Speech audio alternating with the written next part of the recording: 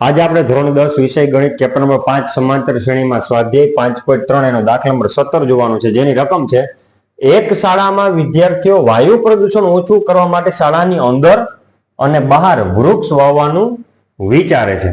એટલે કે વાયુ પ્રદૂષણ જે છે એને ઓછું કરવું છે, એટલે વિદ્યાર્થીઓ શાળાના વિદ્યાર્થીઓ એવું વિચારે કે આપણે શાળાની અંદર અને શાળાની બહાર આપણે વૃક્ષનું વાવેતર કરવું છે. અને એવું નક્કી કરાયું કે પ્રત્યેક ધોરણનો પ્રત્યેક વિભાગ, એટલામાં ધોરણ એ છે ને ધોરણની અંદર વિભાગ એ છે, તે જે ધોરણમાં ભણતા હોય તેટલા વૃક્ષો વાવશે. જે ધોરણમાં ભણતા છે એ એટલા વૃક્ષ વાવશે. એટલે કે આપણે દાખલા તરીકે આપ્યું છે, જો દાખલા તરીકે ધોરણ 1 નો વિભાગ 1 વૃક્ષ, ધોરણ 2 નો વિભાગ 2 વૃક્ષ, ધોરણ 3 જે છે એ 3 વૃક્ષ આ રીતના વાવશે. અને આવું ધોરણ 12 સુધી. હવે ધોરણ 12 હોય તો 12મા ધોરણ વાળા કેટલા વૃક્ષ વાવશે? તો કે 12. એટલો ખ્યાલ પડી ગયો. ધોરણ 12 સુધી ચાલશે. હવે અહીંયાથી દાખલો પૂરો નથી, પણ શું કીધું? પ્રત્યેક ધોરણમાં, દરેક ધોરણમાં 3 વિભાગ છે. કેટલા વિભાગ? 3. આપણે ધારી લઈએ કે ધોરણ 1 છે તો અ, બ ને ક, અથવા તો ધોરણ 1 A, ધોરણ 1 B, ધોરણ 1 C, એટલે એમ 3 વિભાગ છે. એમ પ્રત્યેક ધોરણમાં 3 વિભાગ છે. આ વિદ્યાર્થીઓ દ્વારા કેટલા વૃક્ષનું વાવેતર થશે, કેટલા વૃક્ષ વવાશે, એટલા અહીંયા ટોટલ પૂછ્યા આપણને. કુલ વૃક્ષ કેટલા વવાશે એ આપણને પૂછ્યું. તો આપણને એટલો અંદાજ આવશે કે ધોરણ 1 દ્વારા વવાતા વૃક્ષોની સંખ્યા બરાબર, જો એમાં પહેલો વિભાગ 1 વત્તા બીજો વિભાગ 1 વત્તા ત્રીજો વિભાગ 1, એટલે ટોટલ કેટલા વૃક્ષો વાવશે? 3. પહેલું ધોરણ 3 વૃક્ષો વાવશે. તેવી જ રીતે ધોરણ 2 ની વાત કરીએ. ધોરણ 2 દ્વારા વવાતા વૃક્ષોની સંખ્યા, તો જો બીજું ધોરણ 2, બીજો વિભાગ 2 અને ત્રીજો વિભાગ 2, એટલે 2 ને 2 4 ને 2 6. બીજું ધોરણ જે છે એ કુલ 6 વૃક્ષો વાવશે. એવી જ રીતે ધોરણ 3 ની વાત કરીએ. ધોરણ 3 દ્વારા વવાતા વૃક્ષોની સંખ્યા બરાબર 3. ત્રીજા ધોરણનો પહેલો વિભાગ 3 વૃક્ષ વાવશે, બીજો વિભાગ 3 વૃક્ષ અને ત્રીજો વિભાગ 3 વૃક્ષ. 3 ને 3 6 ને 3 9 વૃક્ષ. એમ આગળ જાતા ધોરણ 12 સુધી છે તો એની ગણતરી કરીએ. ધોરણ 12 દ્વારા વવાતા વૃક્ષોની સંખ્યા બરાબર, પહેલો વિભાગ 12 વાવશે, બીજો વિભાગ 12 વાવશે અને ત્રીજો વિભાગ 12 વૃક્ષ વાવશે. એટલે 12 ને 12 24 ને 12 36, 12 3 36. એટલે ધોરણ 12 જે છે એના 3 વિભાગ થઈને 36 વૃક્ષો હોવાશે. આમ જો આપણી સમાંતર શ્રેણી મળી. આમ સમાંતર શ્રેણી, પહેલું પદ આપણું થાય 3, બીજું પદ થાય આપણું 6, ત્રીજું પદ થાય આપણું 9. એમ આગળ જાતા છેલ્લું પદ થશે 36. 3 6 9 ને છેલ્લું 36. 3 6 9 36. આમાં આપણને મળે શું એ જોઈએ. તેથી પ્રથમ પદ A બરાબર 3 આ મળ્યું.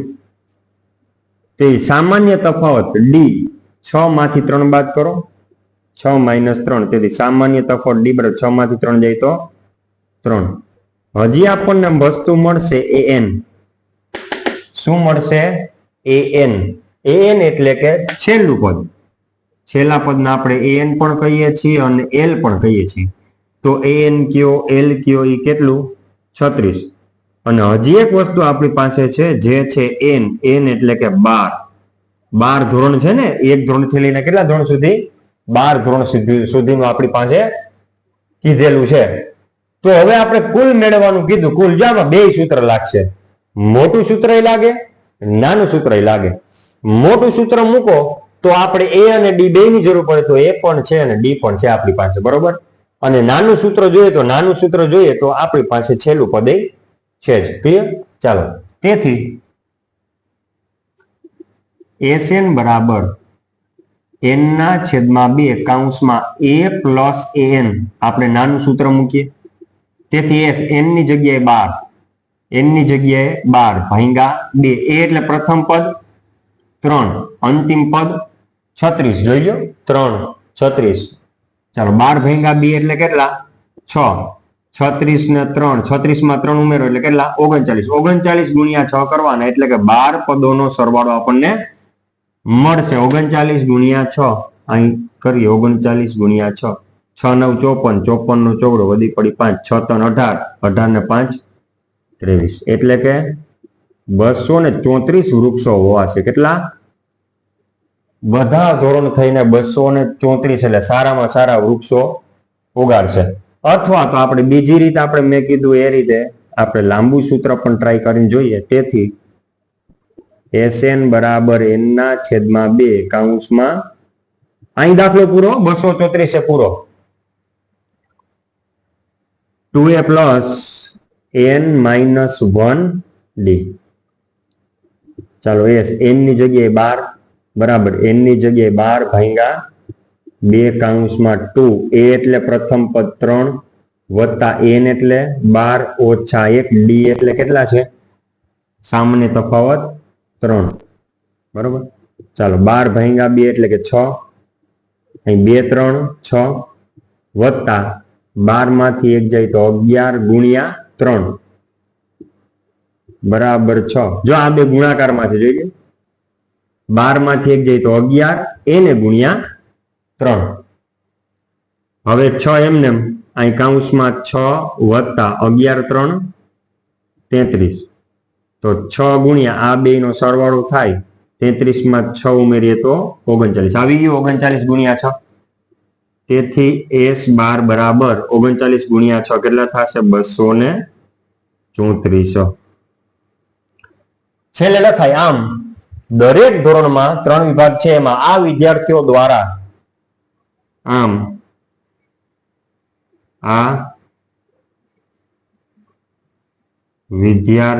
દ્વારા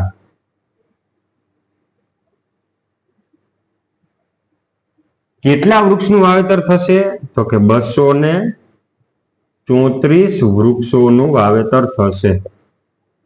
234 વૃક્ષોનું